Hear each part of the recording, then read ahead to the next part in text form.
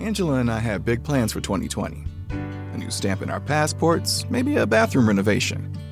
We definitely didn't expect to be worried about our income. When life takes you out of one comfort zone, your Regions banker has helpful tools and advice to help you find a new one. It's a relief to have a plan for whatever comes next. Make your financial plan at regions.com/bravethebeginning. Regions Bank. Member FDIC.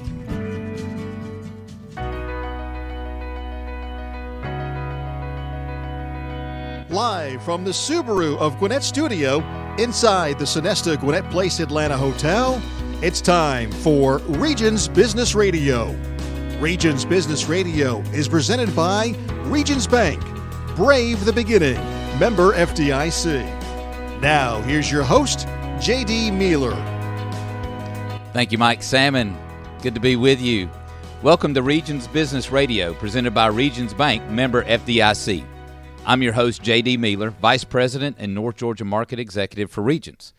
We're broadcasting live from the Subaru of Gwinnett studio located in Sonesta Gwinnett Place, Atlanta Hotel in Duluth. And welcome to our episode today. Our guest today is Richard Buckley with Corporate Chaplains of America. And we're going to introduce him to you momentarily.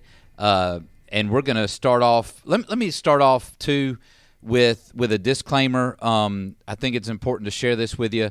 The opinions expressed in this broadcast and podcast are statements of the speaker's opinion, are intended only for informational purposes and not formal opinions nor binding on Regions Bank, its parent, Regions Financial Corp., and their subsidiaries, or any representation to the contrary is expressly disclaimed.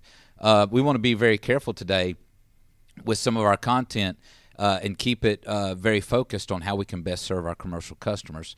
So that disclaimer was important to share with our listeners today. And with that, we will head into the episode. There's a couple things going on in the banking world that I think that every business owner or executive needs to be aware of this time of year, especially with the extension of the due date for tax returns, for tax filing, both professionally and personally. And that reminder would be, if you are a commercial executive or a commercial owner and you have borrowed money from your bank, it is that time of the year where you submit your tax returns to your banker. Some of you who may run larger businesses may have a requirement for an audit or compiled statements or a review from your CPA. I would encourage you to get those to your banker as soon as possible. Those things, and really what your bank is looking for is the year-end financial picture from last year.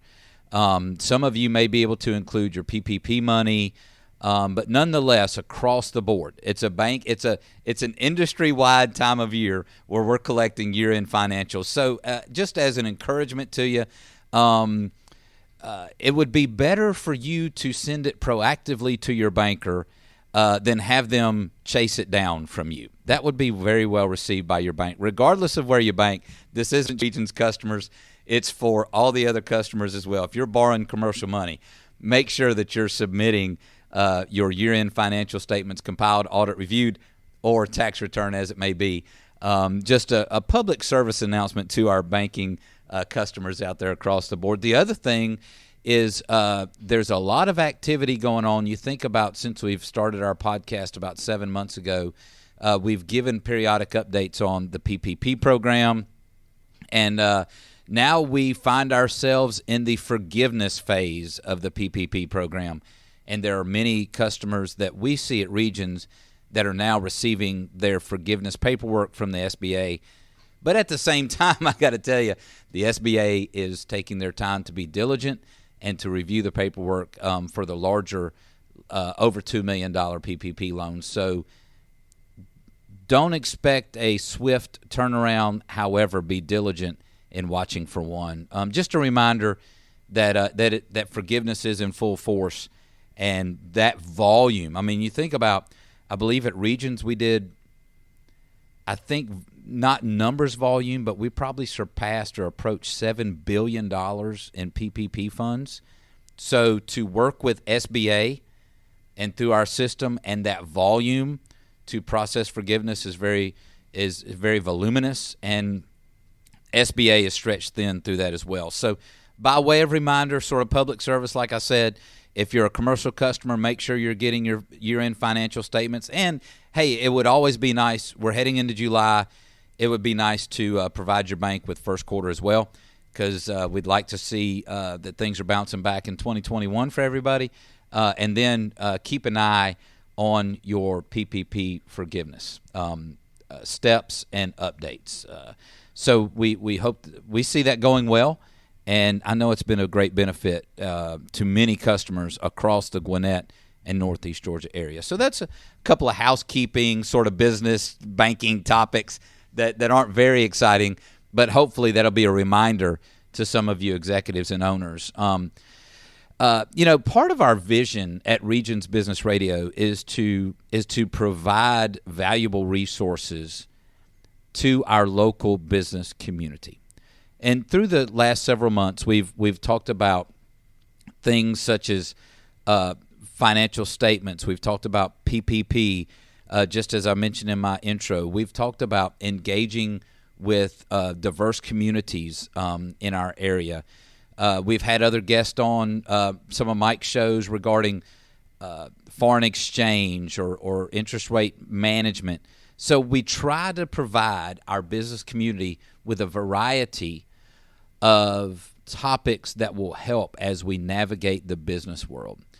Today's guest and topic, I believe, is probably a topic that is very not thought of very broadly, but could have a great impact on each of your businesses. So as I mentioned, our guest today is Richard Buckley from Corporate Chaplains of America.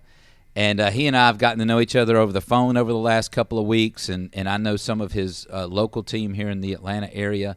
So, Richard, thank you for joining us today. We're happy you're over from Huntsville, Alabama. Pleased to be here, JD. Thanks for the invitation. Yeah, it's my pleasure.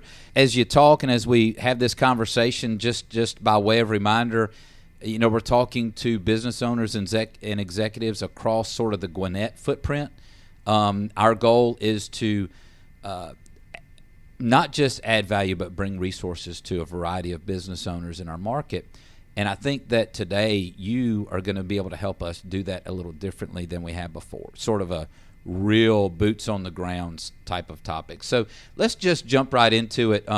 You and I have talked a couple times about, just sort of what we hope to accomplish. So just share with us, what is a corporate chaplain and how does that differ from other sort of air quote chaplaincy roles that people may have heard of? Sure. A lot of people have heard of a military chaplain or perhaps a hospital chaplain. Our team of chaplains does the same thing they do. They just happen to do it in the workplace where people will spend 90,000 hours of their life. That is a lot of time. And so if you think about how busy people are, especially in large metro areas like Atlanta, it's hard to say, okay, I need some help. I need to go maybe talk to someone. I need someone to listen with me. But it's hard to carve out that time to go to that person. Well, that's why we go to them. We make rounds as chaplains is businesses of all shapes and sizes every day. And our role is to build a caring relationship so that as we get to know people, as they begin to trust us, as they speak to us and give us permission to pour into their lives, we build that caring relationship, and they're able to open up. And everything we do and say is strictly confidential. It's all permission-based, so that we're never going to do or say anything that employee hasn't specifically asked us to speak or do in their life. And if you were to compare us to an employee assistance plan or an EAP, their utilization rate is typically about 4%. Our utilization rate is 86%. And so we actually track that with companies we serve, and we can know that our team is having individual care sessions with 86% of any given workplace. So EAP, Employee Assistance Program, I think corporate in the corporate environment, sometimes you think of that as maybe an online resource or, you're calling someone in HR. Can you maybe do you have the knowledge of what that typically looks like in a company so that the listeners will know what we're talking about there? Sure. Normally you think of one employee benefit would be an 800 number to call a particular employee assistance program. And you can reach out to them at any time, and they have a staff of people that are more than willing to help, and they're highly, highly capable. I think the advantage we have is that we are standing in front of that employee every week making those rounds.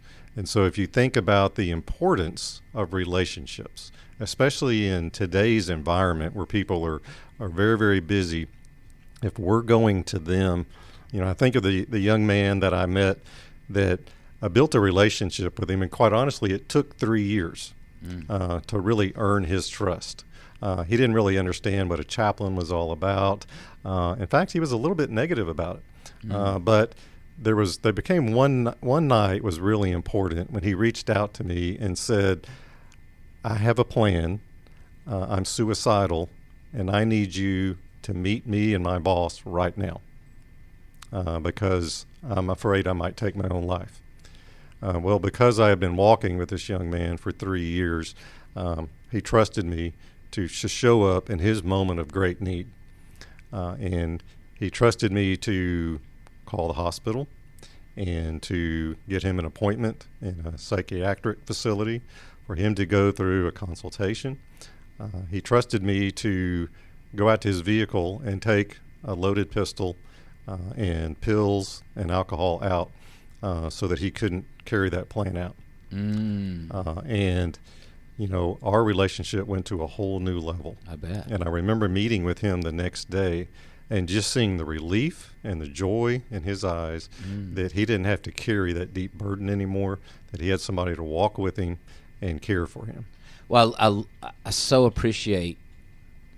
There's a lot of emotion in the story you just shared. I mean, we're on podcast. We're not on video cast or whatever it's called, so you can't see our eyes watering up with the heaviness of what you just shared. But going even back before that, I don't want to demean an 800 number, but there just seems to be a heaviness across our companies and our employee base right now that seems to need more personal interaction instead of remote interaction. And that's what I'm hearing you talk about is that one-on-one relationship building. And look, I'm sure that EAPs are very effective. And I've had to use them, or I've had employees use them to great success. But I wonder if through the COVID situation, pandemic, where we've been in a great amount of solitude, we find ourselves, alone a lot. If reaching out to an unseen voice, although the voice may be very friendly, is just a little impersonal in light of all the disconnect that's been going on in our society. Is that beneficial in a situation like you have? Yeah, I think one of the important things to know, we're typically going to reach out to people we already know, people who understand our hearts, and people we trust, people that will listen to us. So our team of chaplains is trained to listen 4 times as much as they speak. And we all have 7 to 10 years of real-world business experience, so we understand the stresses and strains that people go through. We have seminary degrees. We just have a love for people. Like, we want to be there for them because crises don't make appointments. They just show up. And when they show up, it's important for us to be ready to listen, knowing that we can't be Mr. Fix-It. That a lot of these, I had an employee that her father passed away in Nashville. And he was actually homeless, and it broke her heart. And I met with her almost every week for 6 months after work because she had a lot of grief to process.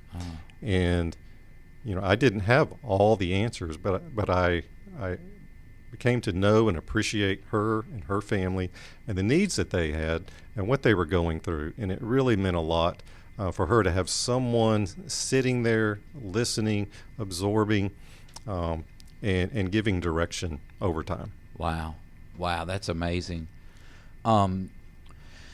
Continuing on, can you give us an idea of sort of what types of companies, what industries, what trucking or, what industries do you find yourself sort of working in, manufacturing, whatever it may be, to offer chaplaincy services? The last 25 years, our founder, Dr. Mark Kress, started our organization in 25 years ago. And it's interesting to look back. It doesn't matter what industry someone is in, they're always going to bring their problems to work. We wish we could compartmentalize to the degree that did not affect our productivity or the company's profitability. But those things, we carry those with us. And so we serve companies of all shapes and sizes. Small as 25 employees all the way up to 20,000 employees. Companies that are public as well as private in any sector you could think of. We serve a large, growing number of companies in the trucking industry, a lot of manufacturing companies, a lot of dispersed companies with multiple locations across the country. We serve in 45 different states, over 600 companies with 1,600 locations. And the bottom line is we're privileged to be able to serve over 500,000 employees and their family members. And the important thing there is to note that as an employee benefit, we're serving not just that one employee, we're serving their entire family. Because a lot of times the need, may be in a marriage where we're privileged to sit down with both husband and wife. The need may be with a teenager that's driving their parents crazy. And we're able to sit down with that teenager and their parents. Sometimes, it's the heartbreaking instance of caring for aging parents. And people have never stepped into that chapter of life yet. And our chaplains are trained to deal with those type matters. Wow. Yeah, holy cow, there's a lot going on. I just think about 500,000 employees and everything. And you're right. We bring work home with us, and we bring home to work with us, and just the ability to turn one off and on has really gone away. I mean, an iPhone keeps you connected to work all the time. An iPhone keeps you connected to family all the time. And if there's been a spat or a disagreement, then it's not like you walk out the door and go to work to find solitude. And my dad was a pressman at a large printing company many years ago, and it just pops into my mind. In the 70s, if he and mom may have had a disagreement, he could just walk out the door and go run a printing press. Well, now the phone's going off and you're looking, and just the connectivity you think could be a benefit, but at the same time it could be editorializing a little bit there. Now look, we have, in my mind, I envision executives and owners listening to this conversation that we're having, and always, I say always, the majority of a decision that a CEO or a CFO is going to look at is there a return on investment? If we begin a relationship with Corporate Chaplains of America, it's going to give me some better performing employees. It's going to make people hurt less. Is there? Can you monetize this thing? Yeah, that's one of our most often asked questions, especially of the business owner, certainly of their CFO, and then to the board of directors. They all have that same ROI question. And so we have some concrete examples that we like to share. One is that our team can help reduce turnover. And that being very important. One concrete example would be a large chicken processing plant that we serve, where they were having a struggle keeping their employees past 90 days. If they could get past that 90 days, they usually retain them for quite some time. But it was a large organization, a lot of moving parts. And so we partnered with them and said, how about we place our chaplains up front in the onboarding process? So your employees know from day one that they have a trusted confidant that they can talk to about anything. And so we walked out a 90-day period trial with them, and lo and behold, we were able to save them $750,000 worth of onboarding cost over that year because the employees had an outlet, someone to talk to. And so they walked in with baggage, and they didn't know that they had a chaplain, and it may be a month before they actually dial into that. Well, by us putting our team up front, in every orientation, they had a chaplain's card.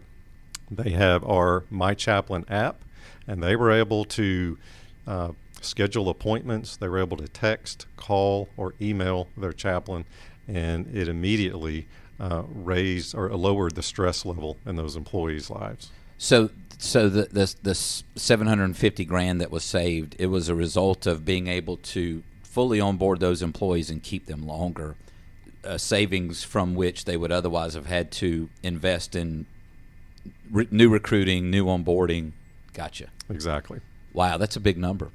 It is a big number, and so that's one aspect of it. Another aspect is employee engagement. You know, we like to be able to come in and talk to the leadership of a company about, we can help your employees be even more engaged. Now, first of all, we know that we're not creating that culture, that culture already exists based on the love and care that the ownership of that company already wants to provide. Mm-hmm. And to a large degree, they're capable and they can do that. But to a larger degree, they have to keep their eye on the ball of running the organization. Mm-hmm. And so they can't do both well. And so we're an extension of their caring heart so that we can come in and partner with them. So we don't create the culture, but we come in to help augment that. And, you know, one example would be the employee engagement area, where employee engagement with chaplaincy is 86% of the employees we serve are going to have a care session, at least one care session throughout the course of the year. And that's a big deal. And many employees will have far more than that. And so what we saw through a lumber company is they did an internal survey that showed that chaplaincy was one of the most innovative and important employee benefits that they had. I'm pausing because you said innovative.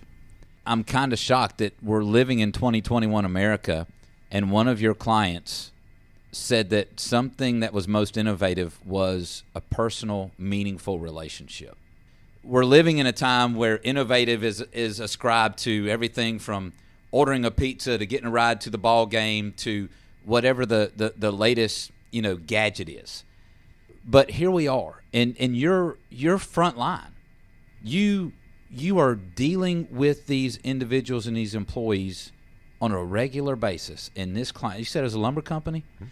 A lumber company says the most innovative thing, my term, not theirs, was a meaningful relationship. That's a message that I think our business owners in this community and our executives can hear and embrace to help their employees perform, produce, and live better across the board. So I have an example of one of our clients up in Gainesville. It's in the transportation and logistics industry as well.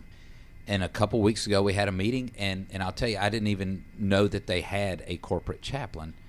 But they shared this story about one of their employees that was in need, and this chaplain did life, for lack of a better term, sort of experienced life with one of their employees. And there was some competition coming in, and the competition was trying to snake some of the labor. And the comment from that employee was, "Why would I ever leave here after what you've done for me?" And I also think it builds up. It sounds to me like your services allow an employee to have a meaningful relationship with someone outside of sort of the leadership of the company, where they can find trust, because you really there's just some things you can't go to your boss with, Well, yeah, that's right. I use the example all the time that if you have a company and there's a man there that has a struggle with pornography, or maybe it's someone who has an issue with alcoholism. They're probably not going to go to the person that signs their paycheck. Yeah.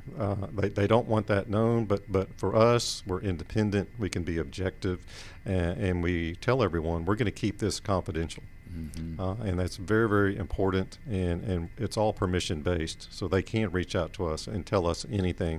And it's interesting that our chaplain team, we don't talk to others about this. We don't walk into the corner office and give a download of who we talk to. But here's the important thing. The employees tell each other. They will talk to each other and say, my chaplain showed up in my deepest, darkest moment and helped me. Speaking of deepest, darkest moments, the world changed in March of 2020 with COVID. How has the workload at Corporate Chaplains of America changed with COVID? Yeah, I think the pandemic was a big challenge for all of us.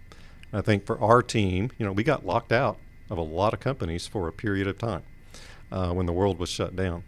And we knew we couldn't just sit on the sidelines. So we had to we hire very relational people, not necessarily technology gurus, but all those chaplains had to become very adept at doing videos and podcasts and things of that nature so they could reach out. And before you know it, we had chaplains saying, I can't get into the hospital, but wait, I can FaceTime people. So they still made hospital visits. We had chaplains doing Zooms of all shapes and sizes, and our team got really good. So now that is an extra tool in our tool belt as we go back into those companies.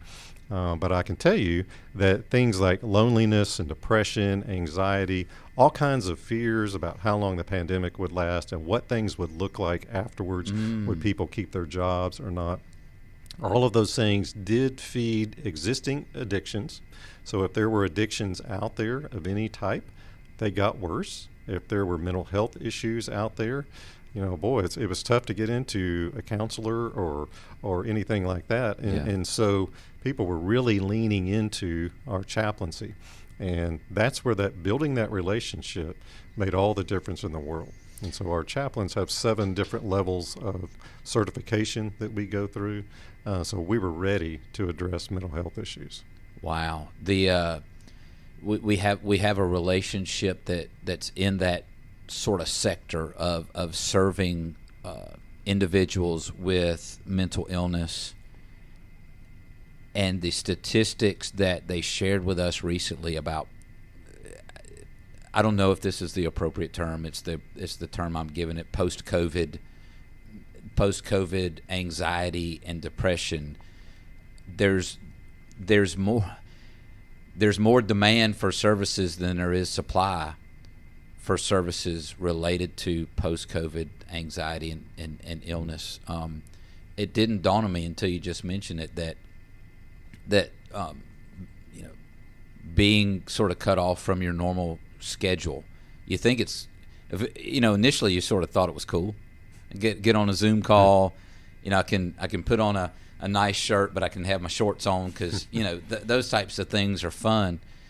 But the longer it goes on, the more lonely it gets, and you gotta and two, I would say, and we talk about this on my team, the team that I lead, 4 commercial bankers and other staff at the bank, is did that impact our sort of mental sharpness? Did we get dull during that time? And if I look at it, I think sort of confessionally is we've probably gotten a little complacent, maybe a little less productive, and that's an interesting point too. So it's not just those that have sort of mental illness that go deeper into that. I consider myself a builder of high performing teams, and a high performing team actually sort of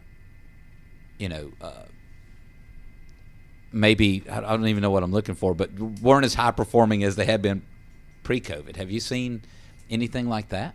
We have, and even like I live in Huntsville, where there are so many engineers that make the great livings there and create great things. But I had an owner call me and say, look, I've got a large engineering team, and they're normally introverts, but even my introverts are tired of being by themselves. And actually it's leading to depression and some anxiety, and they're very, very concerned about what tomorrow is going to look like.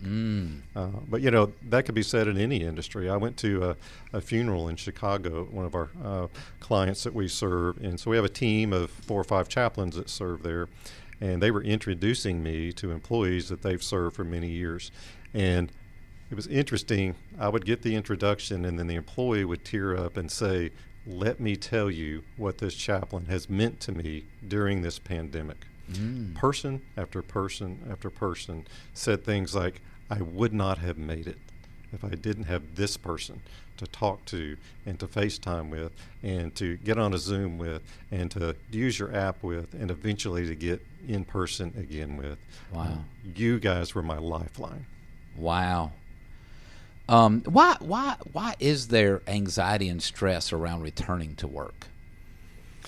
Yeah, as we listen to employees, you hear a lot of stories about, I'm scared to death because I don't know what it's going to be like. Or in some cases, you know, companies are trying hybrid models.